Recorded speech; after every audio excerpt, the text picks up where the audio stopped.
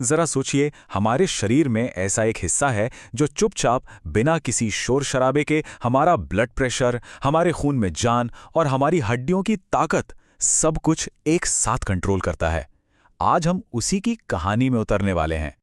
तो सवाल यह है कि शरीर में ऐसा कौन सा सिस्टम है जो एक ही वक्त में खून की पूरी केमिस्ट्री, हड्डियों की सेहत और ब्लड प्रेशर इन सब पर नजर रखता है। एक सच्चा मल्टीटास्कर। क्या हो सकता है ये? और जवाब है किडनी। हाँ, वही किडनी जिसे हम अक्सर बस एक फिल्टर समझते हैं। लेकिन सच तो यह है कि ये सिर्फ फिल्टर नहीं है, ये तो एक ऑर्केस्ट्रा के उस कंडक्टर की तरह है जो पर्दे के पीछे रहकर शरीर के कई बड़े बड़े कामों को कंट्रोल करता है। तो आज हम किडनी की इसी दुनिया में एक सफर पर निकलेंगे। हम समझेंगे कि असल में करती क्या है, जब ये फिल्टर फेल हो जाता है तो क्या होता है, और सबसे जरूरी बात, इस मास्टर फिल्टर को हम कैसे बचा सकते हैं। तो चलिए शुरू करते हैं। तो सबसे पहले आइए इस मास्टर फिल्टर के अंदर झांक कर देखते हैं, और यकीन मानिए ये सिर्फ एक साधारण छन्नी से कहीं ज्यादा है। ये नंबर देखिए, लगभग 20%। इसका मतलब है कि हमारे दिल से जो भी खून पंप होता है उसका करीब 5वां हिस्सा, यानी हर मिनट लगभग 1 लीटर खून सीधे हमारी किडनी से होकर गुजरता है। सोचकर देखिए, पानी की एक बड़ी बोतल जितना खून हर 60 सेकंड में इन छोटे से अंगों से साफ हो रहा है। कमाल है ना? अच्छा, तो डॉक्टर कैसे पता लगाते हैं कि किडनी ठीक से काम कर रही हैं या नहीं? इसके लिए वो एक चीज नापते हैं जिसे कहते हैं GFR, यानी ग्लोमेरुलर फिल्ट्रेशन रेट।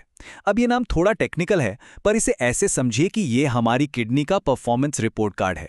ये बताता है कि हमारा मास्टर फिल्टर कितनी तेजी से और कितनी अच्छी तरह खून साफ कर रहा है। और बात सिर्फ खून साफ करने पर खत्म नहीं होती। ये देखिए, किडनी और भी बहुत कुछ करती है। ये ब्लड प्रेशर को कंट्रोल करने वाले सिस्टम का हिस्सा है, शरीर में नमक और पानी का बैलेंस बनाए रखती है, एसिड को बाहर निकालती है, और तो और ये एक हार्मोन बनाती है जिसका नाम है EPO, जो हमारे शरीर को लाल रक्त कोशिकाएं बनाने का सिग्नल देता है। मतलब ये एक फिल्टर से कहीं ज्यादा एक पूरी केमिकल फैक्ट्री है। तो सब कुछ बढ़िया चल रहा होता है, लेकिन तब क्या होता है जब ये जरूरी सिस्टम, ये फिल्टर फेल होने लगता है? देखिए, किडनी की जो तकलीफ है वो मोटे तौर पे 2 तरह की होती है। इसे समझने का एक बहुत अच्छा तरीका है। एक है अक्यूट किडनी इंजरी या AKI। ये एक बिजली के झटके की तरह है, अचानक, तेज, और कई बार अगर सही वक्त पर इलाज मिल जाए तो ठीक भी हो सकती है। लेकिन दूसरी तरफ है क्रोनिक किडनी डिजीज यानी CKD। ये एक धीमी घेराबंदी की तरह है जो महीनों सालों तक धीरे धीरे किडनी को अंदर से खोखला करती जाती है, जब तक कि वो पूरी तरह काम करना बंद ना कर दे।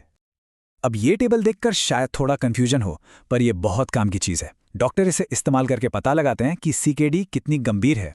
वो 2 चीज़ें देखते हैं, एक तो GFR जो हमने अभी समझा, यानी फिल्टर करने की रफ्तार, और दूसरा पेशाब में कितना प्रोटीन लीक हो रहा है। इन दोनों को मिलाकर एक रिस्क मैप बनता है। हरा मतलब कम खतरा, और जैसे जैसे रंग लाल होता जाता है खतरा बहुत ज़्यादा बढ़ जाता है। और यहाँ एक बहुत जरूरी बात समझनी होगी, किडनी का फेल होना सिर्फ किडनी की समस्या नहीं है। ये तो एक डोमिनो इफेक्ट की तरह है। एक गिरा और फिर एक एक करके पूरे शरीर में मुश्किलें खड़ी होने लगती हैं। तो जब ये फिल्टर फेल होता है तो देखिए क्या क्या होता है। वो हार्मोन बनना बंद हो जाता है जो खून बनाता है, तो एनीमिया हो जाता है, यानी खून की कमी। शरीर से एसिड बाहर नहीं निकल पाता तो खून में जहर घुलने लगता है। हड्डियों का कैल्शियम फॉस्फेट बैलेंस बिगड़ जाता है, जिससे वो कमजोर हो जाती हैं। और शायद सबसे खतरनाक, शरीर में जरूरत से ज्यादा पानी और पोटेशियम जमा होने लगता है, जो सीधे सीधे हमारे दिल पर असर डालता है। और ये वजह है कि ये बात इतनी गंभीर है। जैसा कि यहाँ लिखा है, चूंकि डायबिटीज और हाइपरटेंशन ही CKD के 2 सबसे बड़े कारण हैं, तो इसमें कोई हैरानी की बात नहीं है कि डायलिसिस पर चल रहे मरीजों में मौत का सबसे बड़ा कारण कार्डियोवैस्कुलर डिजीज यानी दिल की बीमारी होती है। यह सीधा कनेक्शन है। तो जब हालात इतने बिगड़ जाते हैं तो क्या होता है? अच्छी बात यह है कि मेडिकल साइंस ने इसका भी हल निकाला है। ऐसी जीवन रक्षक तकनीकें हैं जो फेल हो चुकी किडनी का काम संभाल सकती हैं। इनमें सबसे आम है हीमोडायलिसिस। इसमें होता क्या है कि खून को शरीर से बाहर निकालकर एक मशीन से गुजारा जाता है। ये मशीन एक आर्टिफिशियल किडनी की तरह काम करती है, खून को साफ करती है और फिर साफ खून वापस शरीर में भेज दिया जाता है। ये प्रक्रिया आमतौर पर हफ्ते में 3 से 4 बार होती है। एक और तरीका है जिसे कहते हैं पेरिटोनियल डायलिसिस। ये थोड़ा अलग है। इसमें शरीर के अंदर ही पेट की परत, जिसे पेरिटोनियम कहते हैं, उसी को फिल्टर की तरह इस्तेमाल किया जाता है। पेट में एक खास क्लीनिंग सॉल्यूशन डाला जाता है, वो कुछ देर अंदर रहकर गंदगी सोख लेता है और फिर उसे बाहर निकाल दिया जाता है। तो दोनों में फर्क साफ है। हीमोडायलिसिस में एक बाहरी मशीन है जो तेजी से काम करती है, वहीं पेरिटोनियल डायलिसिस में शरीर की अंदरूनी परत ही फिल्टर का काम करती है, और ये एक धीमी और लगातार चलने वाली प्रक्रिया है। इसका एक बड़ा फायदा ये है कि ये अक्सर घर पर ही की जा सकती है। देखिए, डायलिसिस एक लाइफलाइन है, ये जिंदगी बचाता है, लेकिन लंबे समय के लिए सबसे अच्छा समाधान है किडनी ट्रांसप्लांट। जब एक नई स्वस्थ किडनी मिल जाती है तो ज्यादातर मामलों में जिंदगी की क्वालिटी और उम्र दोनों ही डायलिसिस के मुकाबले काफी बेहतर हो जाती है। तो हमने किडनी के काम को समझा, ये भी देखा कि जब वो फेल होती हैं तो क्या होता है और इलाज क्या है। अब आखिर में इस पूरी बातचीत से जो सबसे बड़ी सीख मिलती है उस पर आते हैं और देखते हैं कि भविष्य क्या हो सकता है। तो इस पूरी कहानी के कुछ अहम हिस्से हैं जिन्हें हमें याद रखना है।